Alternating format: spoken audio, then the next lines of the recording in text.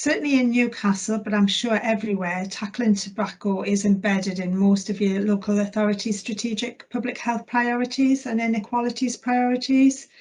And I think that can be greatly enhanced with councillor support, especially if you do this at the most senior level. Having a councillor as chair of your local tobacco control alliance can help to ensure its priority is maintained and reinforced, and provides a really useful route into local advocacy. It's really important as well, I find, that cabinet members, to note really that cabinet members are very busy people that often have full-time jobs, as well as being the local councillor, and some will have cabinet duties as well. Tobacco control will be a small part of many people's portfolios, so it's really important. My top tip is you need to try and make their lives as easier as possible, and start with small. Don't try and do it all at once, because if you try and give them too much information all in one go, they're going to be overwhelmed and potentially not engage. So I would say some simple things you can do is keep in regular contact, which is, that's just very straightforward. Use your email, if you can do, but keep it short, bullet points. Stick to any key points in communication, but really emphasize what opportunities there could become involved and how you can help them to become involved. I think you need to focus on how tobacco control opportunities can be built into their local priorities. So get that linkage between local and the tobacco control, and also signpost them to what support is available. And that might include, for example, the ASH or Smoke-Free Action Coalition briefings, as well as anything regional or local that may come out that's of relevance. So if I talk a little bit about how I brief councillors when they're new to tobacco control, because you may be sort of thinking, where on earth do we start here? So my starting point for briefing councillors is to talk very briefly about local, regional and national tobacco control structures, key documents and priorities. For example, National Tobacco Control Plan, the target aspirations that are in there, Smoke-Free 2030 and so on. So stick to the key things, not everything.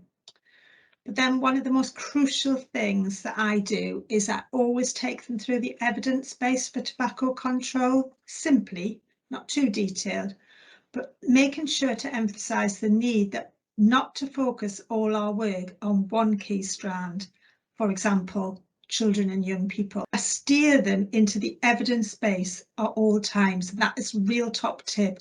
Always stick to the evidence base. If you put all your eggs in one basket, you're going to fail. So you need to have all those strands of tobacco control for it to be effective. I also quite often talk about what we call the shout test. If you don't know what that is, this is where if the tobacco industry shouts loud about something that tobacco control advocates want to do, then we know it's going to work. I also have a simple plan on a page for tobacco control work, which I use to try and help explain that evidence-based approach, how it works in practice on the ground in Newcastle for it, anyhow, our alliance structure. That is if you've got one. So it's quite good, that plan on a page, rather than presenting a very thick document. You will have your thicker document, your action plan, but they probably won't have time to go through that. So sticking to just something short is a really good thing to do at the start. I find that councillors like to know exactly what their role in local work could be, and this is vital, and is where the ASH councillor briefings can really help to guide them. So what can they do? What is tangible for them to do in their role? So what I always do is I recommend that, and you do, is schedule in some short regular meetings with the councillor and keep in touch by email between. Also try and speak to the councillor before each alliance meeting and agree with them the agenda and the meeting structure, but really focus back onto evidence-based, evidence-based. That's what you need to do all the time. And of course, you need to have some agreed terms of reference if you have an alliance. So the key kind of top tips is, I would say, listen to their drivers. What are they most passionate about? And how can you use this as an opportunity for tobacco control? So I find things like links to child poverty, work with BAME communities, and supporting local communities really resonate the most. And obviously anything to do with reducing inequalities, which is high up on, that's the agenda anyhow.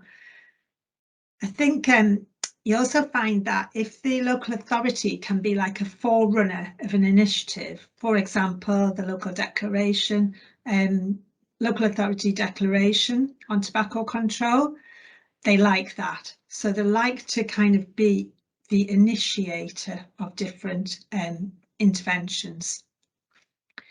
They also, I find, like to look at the bigger picture of public health and how areas such as alcohol can fit with tobacco. So if you can, look for linkage as an opportunity. It really does help to maintain enthusiasm. And I find as well that tobacco control really does link an awful lot to other public health priorities. So if you can find linkage, especially if it can then link into local actions as well, that really helps. The ASH resources like the Ready Reckoner are really useful, but I would advise picking out and highlighting the relevant data for your area.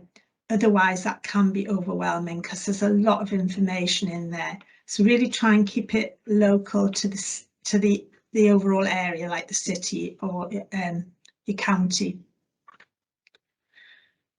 Focus on advocacy opportunities, because this is something they can really get involved with, and this really is salient and is relevant to them.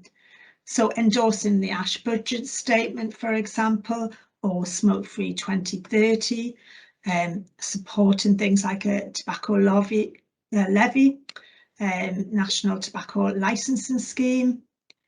Another thing I find that our councillors like to do is they like to put motions to council so that they are debated and awareness is increased of the issue, and that really can help move things forward. And they also like to know how they can influence. In Newcastle, for example, Smoke-Free Newcastle, Newcastle City Council have actually endorsed the ASH budget statement for many, many years. And we respond to nearly every tobacco-related consultation that comes out. And we get these signed off by the Cabinet member for public health.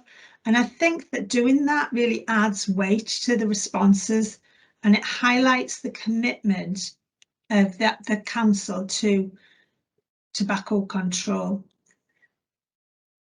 The Smoke-Free councillor network is also a really useful network for councillors, and it helps to engage and demonstrate real commitment.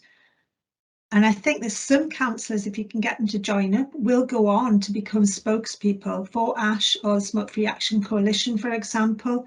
And at local level, you can really utilise willing councillors as spokespeople for tobacco control, including for example, any forthcoming campaigns around smoking that might be coming out.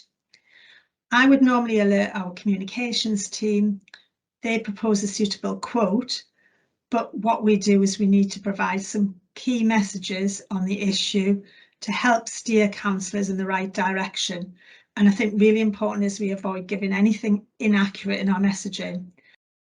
Obviously, if you've got to write papers for your local authorities, you need to stick to the protocol that your local authority has and keep them short.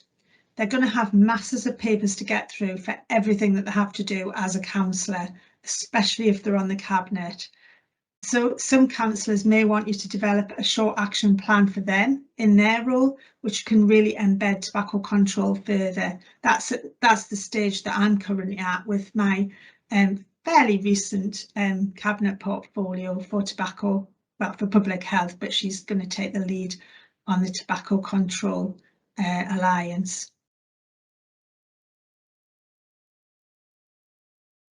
I think to finish, really, I think I would emphasise that having local councillors involved in and committed to tobacco control can really help to strengthen your local tobacco control work, including that of your local alliance. Their drive and their enthusiasm, I would say, are absolute assets to tap into, which will help to ensure that tobacco control remains a strategic priority within the local authority, or if it isn't already, then it becomes one.